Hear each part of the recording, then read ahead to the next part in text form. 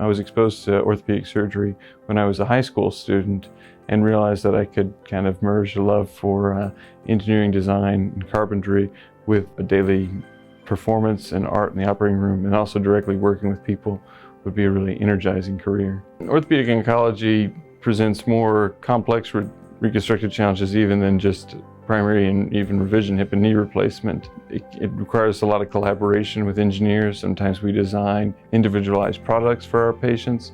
And that sort of thinking and outside the operating room work is something I enjoy. But when patients are telling me they've returned to their full and normal activities and they're living the life that they want to without the restrictions they had before the surgery, is a great thing to hear every time.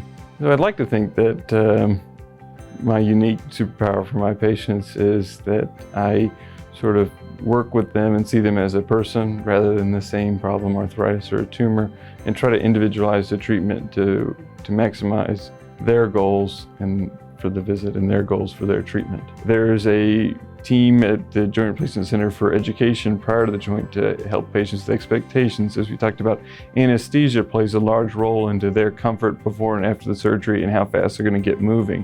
And then we have a team of physical therapists who are really second to none in the country who will help them get moving.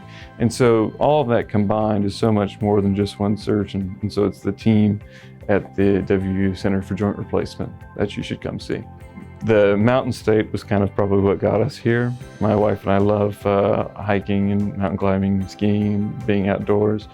We spend a lot of time in West Texas or the Western US national parks.